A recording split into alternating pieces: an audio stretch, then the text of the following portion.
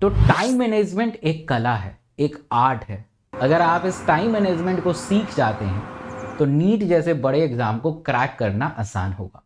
अब time management को दो हिस्सों में बांटते हैं। एक पहला ड्यूरिंग प्रिपरेशन के दौरान आपका टाइम मैनेजमेंट कैसा होना चाहिए, और दूसरा होना चाहिए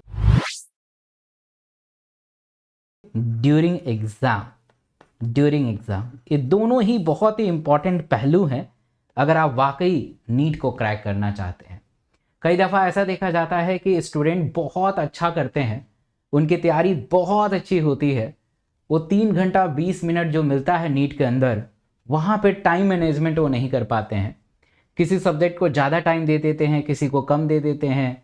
इसी कसम में वो क्वेश्चन पढ़ना तक उनको टाइम नहीं मिल पाता है। फिजिक्स के क्वेश्चन पढ़ नहीं पाते हैं, केमिस्ट्री के क्वेश्चन पढ़ नहीं पाते हैं, बायो का क्वेश्चन नहीं पढ़ पाते हैं।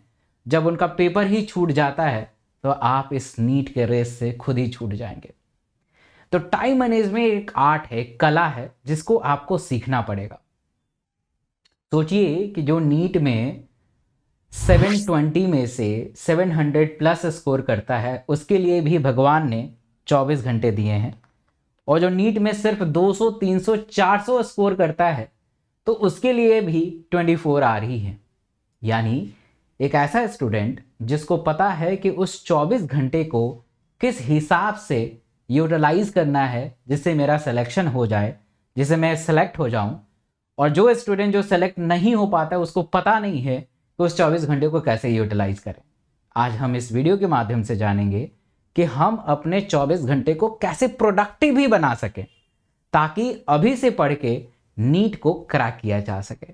तो टाइम मैनेजमेंट में सबसे इंपॉर्टेंट है जो डेली एक्टिविटी है, उस डेली एक्टिविटी को कंट्रोल करना। तो डेली एक्टिविटी में क्या कंट्रोल करेंगे आप? पहले तो अपने स्लीपिंग आवर्स को कंट्रोल करिए। स्लीपिंग आवर्स को कंट्रोल करना है। स्लीपिंग आवर्स आपके 6 से 7 घंटे होने चाहिए, ना ही इससे कम ना ही इससे ज़्यादा। इसके पीछे बहुत सारे साइंटिफिक और स्पिरिचुअल थिंग्स है। अगर आप 6 से 7 घंटा कम सोते हैं तभी आपका सही से बेहतर मानसिक संतुलन नहीं रह पाएगा, आप चीज़ों को ज़्यादा दिन तक रिटेन नहीं रख पाएंगे। और अगर इससे ज़्यादा सोते हैं तो आप अपने समय को बर्बाद कर रहे हैं। तो आपकी स्लीपिंग आवर्स 6 से 7 घंटा होना चाहिए, ये पहला चीज़। दूसरा स्टेप है, ये 6 से 7 घंटा नाइट में होना चाहिए।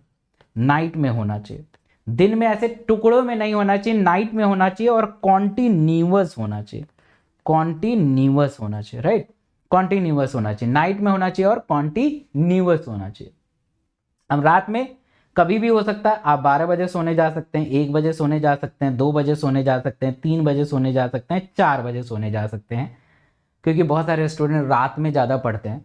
बट अगर आप 3 बजे सो रहे हैं तो 3 से लेके 6 घंटा काउंट करिए, 3, 4, 5, 6, 7, 8, 9, तो सुबह 9 बजे उठेंगे आप। बट कोशिश करिए कि एटलीस्ट 12-1 बजे तक सो जाए। मतलब मेरे लिए मुझे लगता है कि आइडियली 12-1 बजे सो जाना चाहिए, ताकि आप रात को भी अच्छे तरीके से यूटिलाइज करें और पूरे दिन को अच्छे तरीके से यूटिलाइज करें। तो आइडियली अगर आप रात को बहुत एक्टिव रहते हैं और रात में आपका कंसंट्रेशन अच्छा रहता है, तो 1 बजे 2 बजे तक मैक्सिमम, मतलब मेरे हिसाब से 2 बजे तक मैक्सिमम कर सकते हैं अगर रात में एक्टिव होते हैं। तो अगर रात में एक्टिव नहीं रहते हैं तो आप 11 बजे 12 बजे सो सकते हैं। तो अपने स्लीपिंग आवर्स को सबसे पहले इंप्रूव करना है और इस पर सबसे ज़्यादा वर्क करना है। सेकेंड टाइम टेबल में मैनेजमेंट में आता है कि आज आपको क्या करना है कि एक पीस ऑफ पेपर लेना है और उस पीस ऑफ पेपर में ये लिखना है आपको कि जब आप उठते हैं, सो के उठते हैं, तो सबसे ज़्यादा टाइम कहाँ आपका लगता है और वो कौन सा टाइम वेस्ट टाइम। तो just count yourself wasted time count करिए एक बार कि आपने अपने फ्रेंड को, आपके लेट सपोज 5 फ्रेंड हैं, 5 फ्रेंड को आपने कॉल किया, मैसेज किया, उनसे गॉसिप किया और उसमें आपने 15 से 20 मिनट या मैक्सिमम 30 मिनट व्यतीत कर दिया।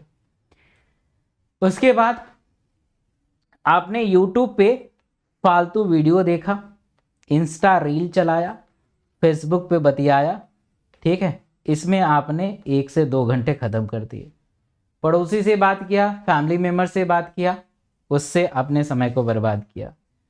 ज़्यादा एक्स्ट्रा थिंग्स सोचना शुरू किया कि पता नहीं नीट होगा तो क्या होगा, नहीं होगा तो क्या होगा, बीएससी करेंगे तो ज़िंदगी खराब। तो इसमें सोचने में भी 1 से 2 घंटे लोग लगा देते हैं। तो just count your wasted time, this is all wasted time. YouTube is good, आप लेक्चर अटेंड कर रहे हैं यूट्यूब की वजह से, लेक्चर बेहतर तरीके से सारा चीज़ नोट्स बना रहे हैं, लेक्चर अटेंड करते हैं, सीखते हैं, यूट्यूब है। तो मतलब टेक्नोलॉजी का अच्छे से इस्तेमाल करना चाहिए। तो एक वेस्टेड टाइम बताइए। मुझे ऐसा लगता है कि आप पूरे दिन में मुझे ऐसा लगता है कि कम से कम 3 से 4, मैं कम से कम बता रहा हूँ, 3 से 4 घंटा आप वेस्ट कर देते होंगे फालतू के कामों में। इसको आपको कंट्रोल करना पड़ेगा। बहुत कम टाइम बचे हैं नीट के अंदर, और नीट के अंदर इन सारे वेस्टेड टाइम को आप प्रोडक्टिव टाइम में कन्वर्ट करिए। फ्रेंड्स से बातें करना कम कर दीजिए, यूट्यूब, इंस्टा रील्स, इन सबको बंद कर दीजिए। शुरुआती दौर में थोड़ा सा डिफरेंट होगा, बट यस, फाइनली आप अच्छा करने लगेंगे। ठीक है, तो ऐसे अगर करेंगे तो आप वेस्टेड टाइम को प्रोडक्टफुल में कन्वर्ट करेंगे। तो ये दूसरा तरीका है टाइम मैनेजमेंट करने का। तीसरा तरीका ये हो सकता है अच्छे से टाइम मैनेजमेंट का, कि आइडियली अगर आप इंस्टीट्यूट कहीं ज्वाइन कर रहे हैं या कुछ भी कर रहे हैं, तो अगर मतलब वैसे तो तीनों सब्जेक्ट को इक्वल टाइम देना चाहिए, बट अगर नहीं हो पा रहा है तो एटलीस्ट पूरे डे में 2 सब्जेक्ट, है ना, 2 सब्जेक्ट पर डे आपको पढ़ना चाहिए, है ना। जैसे केमिस्ट्री, बायो रोज पढ़ना चाहिए, बिकॉज बायो वेटेज वाइज ज़्यादा है। केमिस्ट्री, बायो, ऐसे करते करते आपको 2 सब्जेक्ट करना चाहिए, और अच्छे से करना चाहिए, प्रैक्टिस करना चाहिए। तो ये करना चाहिए। ये तो है बिफोर एग्जामिनेशन, ठीक है, बिफोर एग्जामिनेशन। अब ड्यूरिंग एग्जामिनेशन के बारे में बात करें कि जब एग्जामिनेशन सेंटर पे पहुंच गए तो वहां पे आपको टाइम को कैसे मैनेज करना है। कोई भी पेपर को 2 अटेम्प्ट में कंप्लीट करना, फर्स्ट अटेम्प्ट और सेकेंड अटेम्प्ट। फर्स्ट अटेम्प्ट में आप एवरेज क्वेश्चन को पिक करिए, बायो के एवरेज क्वेश्चन को पिक करना है और उसको OMR शीट पे भर देना है। मान लीजिए आप 90 में से 40 क्वेश्चन बिल्कुल दावे के साथ कह रहे हैं कि हाँ यही सही है, तो उस 40 क्वेश्चन का बबल अप कर दीजिए, मतलब OMR शीट पे भर दीजिए। ऐसे ही केमिस्ट्री, और ऐसे ही बायो, और ऐसे ही फिजिक्स। तो एवरेज क्वेश्चन का आपने चुन लिया जिस पे आपको बहुत स्ट्रॉन्ग कमांड है, बिलीव है कि यही सही है। फिर दूसरे अटेम्प्ट में जिस पे डाउट है, 2 ऑप्शन में डाउट है या कुछ और है, तो उसको सेकेंड अटेम्प्ट में सॉल्व करना चाहिए, और कोशिश करना चाहिए कि जो नहीं आता उसको टच ना करें। अगर ऐसा करेंगे तो ड्यूरिंग एग्जामिनेशन में भी आप अच्छे से टाइम को मैनेज कर पाएंगे। बट इस चीज़ को पूरे सीखने के लिए आपको मार्च और अप्रैल का सहारा लेना पड़ेगा। मार्च और अप्रैल में आपको 3 घंटे का अलार्म लगा के PYQ सॉल्व करना पड़ेगा, प्रीवियस ईयर क्वेश्चन सॉल्व करना पड़ेगा OMR शीट के ऊपर। टोटली ऐसा समझना चाहिए कि हम एग्जाम दे रहे हैं, है ना। उस 3 घंटे में किसी से बातें नहीं करेंगे, फ़ोन बंद रहेगा, आपका दरवाज़ा बंद रहेगा, रूम बंद रहेगा। OMR शीट पे आप ऐसा अपने आप को सोचेंगे कि मैं एग्ज़ाम दे रहा हूँ या दे रही हूँ, और ऐसे प्रैक्टिस करेंगे। तब आपका जो टाइम है, यहाँ पे घड़ी देख रहे हैं, जो टाइम है वो टाइम अच्छे तरीके से मैनेज होना शुरू हो जाएगा। तो ऐसे छोटे छोटे चीज़ों को इस्तेमाल करते हैं तो आपका टाइम अच्छा मेंटेन होगा और आप बेस्ट करेंगे।